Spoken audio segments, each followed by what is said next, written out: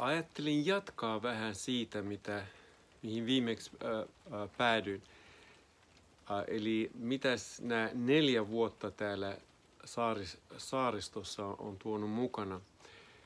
Niin on ollut aikaa kirjoittaa kirjaa, on ollut aikaa vaan olla. Ja siitä on tullut fundeeraukseen myös sitä, että miten, jos katsotaan vielä kauemmas taakse, mitä on tapahtunut mun omassa elämässäni, niin sanotaan käänteen tekevin muutos, mitä mulla on ollut, oli vuonna 1986, kun mä vaihdoin alaa. Eli mä vaihdoin teknilliseltä korkeakoululta. En ollut enää teekkari, vaan minusta tuli tanssitaiteen opiskelija teatterikorkeakoululla.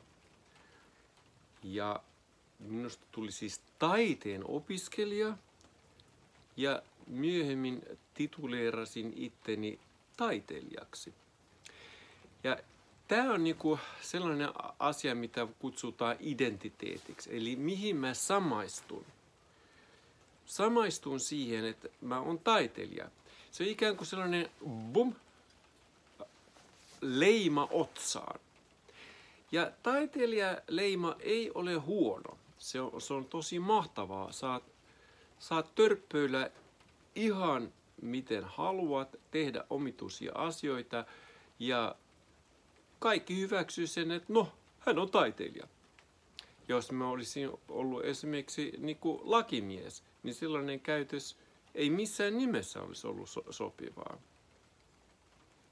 Mutta identiteetti, samaistuminen johonkin rooliin, niin pitää aina muistaa, että kyseessä on rooli.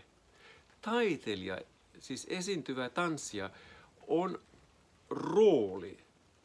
Siinä mielessä, jos aina esittelet itsesi, että mä oon tanssija, mä teen tätä, niin sä esittelet sitä roolia, mitä sä työelämässä käytät.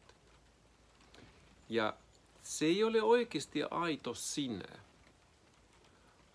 Aito sinä, aito minä, on se, mitä on pysyvää, kun kaikki muu riisutaan. Riisutaan nimi, titteli, kaikki identiteetit pois, niin mitä siihen jää?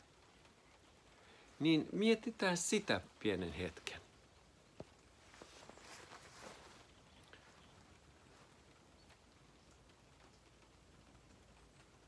Mutta mietitään sitä ja mä jatkan nyt tätä turisemista rooleista. Seuraava rooli, mitä mä tavallaan otin itselleni, oli, että mä olin Osho Sannyasin. Eli minusta tuli henkinen. Ja nyt älkää vetäkö nyt kukaan mun vanhoista tuttavista ystävistä herne nenänsä siitä, että mä sanon, että sekin on vaan rooli. Se ei ole aitoa. Se, kun alkaa tituleerata itseensä henkiseksi henkilöksi,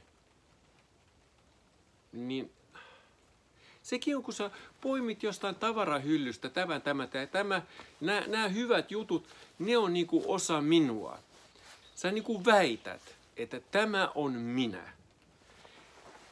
Ja silti ne asiat, jotka sä silloin lasket henkiseksi, tai ei-henkiseksi, silloin kun ne asiat, mitä sä lasket, että nämä ei ole henkisiä asioita, ne on silti sinussa. Mutta sitä tavallaan haluaa peittää sitä, tuoda sitä muuta hyvää esiin. Ja hei, henkisyys, anteeksi vaan ihmiset, mutta se on rooli myös. Koska jos tehdään siitä joku erityinen juttu, me olemme henkisiä olentoja, jotka me elämme kehollisessa ympäristössä, me ollaan henkisiä, niin me ollaan kaikki. Niin miksi ihmeessä sitten väittää erityisesti, että minä olen henkinen? Se kun sanoo, että vesi on märkä, ymmärrättekö? Vesi on märkä. Niin kuin, me olemme kaikki henkisiä olentoja. Niin miksi tehdä siitä erityinen juttu? Ja sitten jatketaanpas seuraava rooli, mitä mä oon käyttänyt. Ja se on, että mä oon joogaohjaaja. Nyt tässä mä en ole koskaan sanonut, tai toivottavasti en ole koskaan sanonut, voitte laittaa kommentti, hei sä oot siis sanonut, mutta mä en ole koskaan sanonut, että mä oon joogi. Koska mä en oikeasti tiedä, mitä se tarkoittaa. Mä tiedän, mitä se tarkoittaa ohjata Ashtanga joogaa, opettaa Ashtanga joogaa. Mä oon tutustunut siihen perinteeseen syvällisesti. Mä oon harjoittanut sitä 25 vuotta, mutta en uskalla silti väittää, että mä oon joogi. Eli tää, että olla joogaohjaaja on mulle taas ihan eri juttu. Ja se on mulle ollut ammatti. Ja se on niinku edelleen niinku minulle niinku ammattinimike.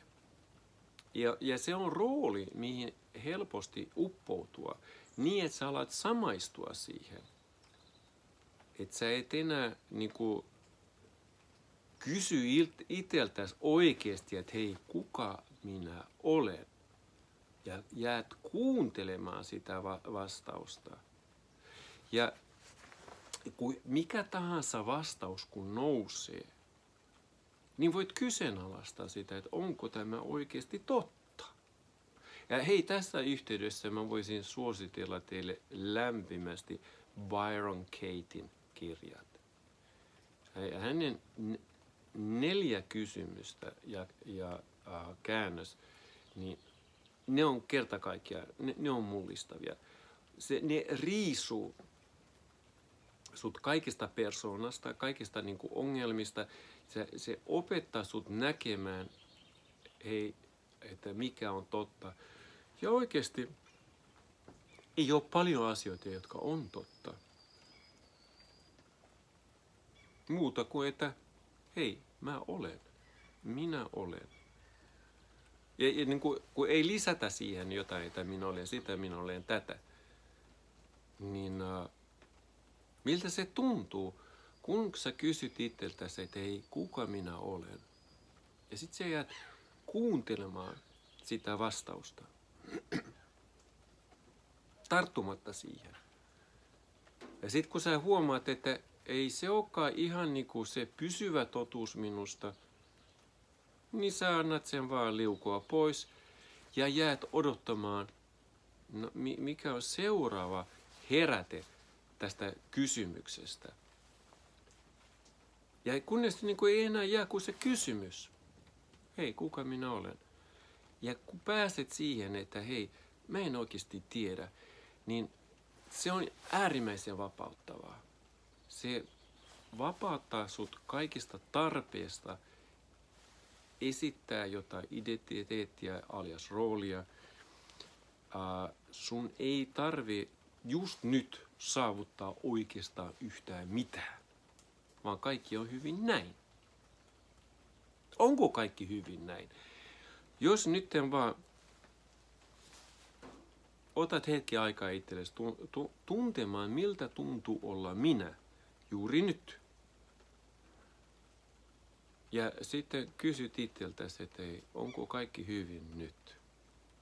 Niin jää kuuntelemaan sitä fiilistä, että hei, onko kaikki hyvin nyt?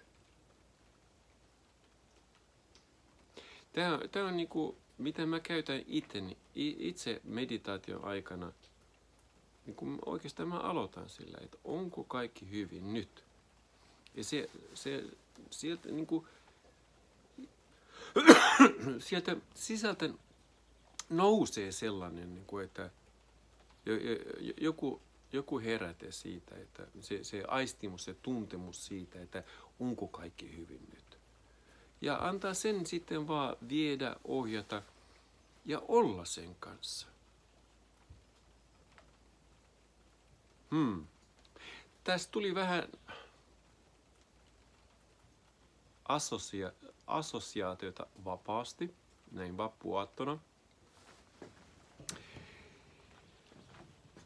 Meillä on säätä, kevyesti sataa.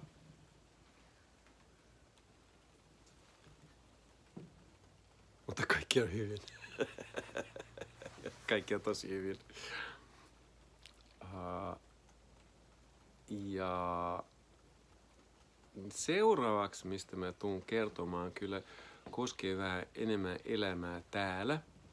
Nimittäin 4 vuotta ollaan asuttu yhdessä tuvassa, missä meillä on keittiö terassilla, eli siis ulkona, mutta toki katon alla. Niin nyt meillä on herännyt sellainen ajatus, joka sitten loppujen